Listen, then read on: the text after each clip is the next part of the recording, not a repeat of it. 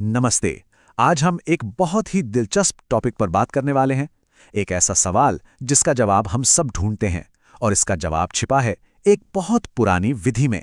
जी हां, हम बात कर रहे हैं कुंडली के करियर फॉर्मूला की। जिंदगी में एक मूड ऐसा जरूर आता है जब ये सवाल सामने खड़ा हो जाता है कि भाई करना क्या है। टीचर बने, लॉयर बने या फिर एक्टर। ये चुनाव करना सच कहूं तो बहुत उलझन भरा होता है ना। लेकिन जरा एक मिनट के लिए सोचिए, क्या हो अगर ये सिर्फ एक तुक्का या अंदाजा लगाने वाली बात ही ना हो।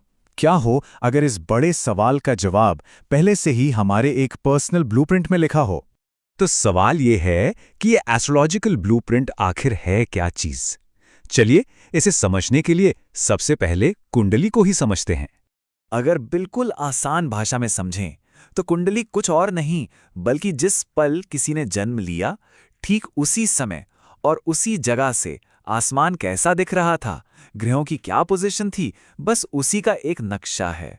समझ लीजिए ये उस पहले पल का एक कॉस्मिक फोटो है। और इसीलिए इसे आत्मा का अनोखा ब्लूप्रिंट भी कहते हैं। मतलब ये सिर्फ ग्रहों की पोजीशन बताने वाला कोई चार्ट नहीं है, बल्कि ये एक तरह का रोड मैप है जो हमारी नेचुरल टैलेंट्स और पोटेंशियल के बारे में बताता है।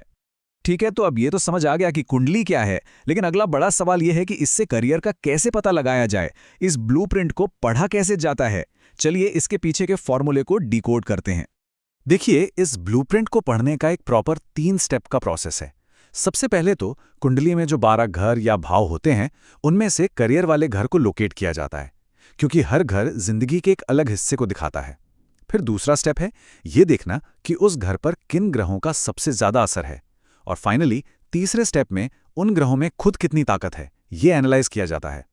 और इस पूरे सिस्टम का जो मेन पॉइंट है वो ये समझना है कि हर ग्रह कुछ खास तरह की क्वालिटीज और प्रोफेशन से जुड़ा होता है। जैसे जुपिटर यानी बृहस्पति का मतलब है टीचिंग और विजडम, सैटर्न यानी शनि का मतलब है लॉ और डिसिप्लिन, और वीनस यानी शुक्र का मतलब है आर्ट्स और क्रिएटिविटी। तो चलो, बहुत हो गई थ्योरी। अब इस फॉर्मूले को प्रैक्टिकली अप्लाई करके देखते हैं। समझते हैं कि वो जो 3 करियर हमने शुरू में देखे थे, टीचर, लॉयर और एक्टर, उनके लिए कौन से एस्ट्रोलॉजिकल इंडिकेटर्स होते हैं।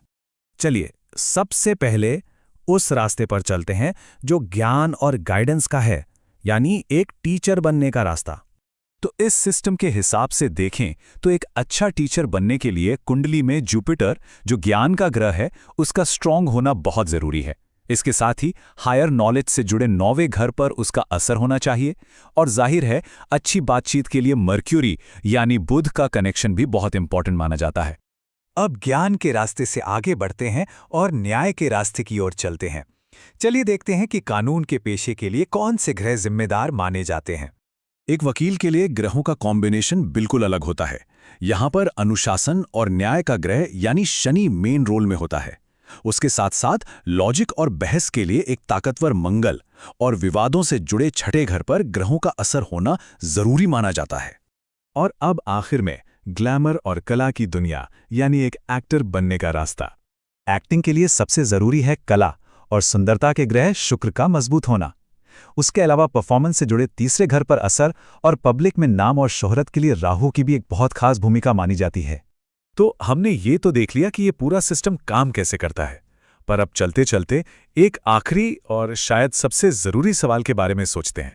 तो सवाल यही है कि ये जो ब्लूप्रिंट है, क्या ये एक फिक्स्ड मैप है जिस पर हमें बस चलना है, या फिर ये सिर्फ एक फाउंडेशन है, एक नींव है जिस पर हम अपनी मेहनत से अपनी मर्जी की इमारत खड़ी कर सकते हैं।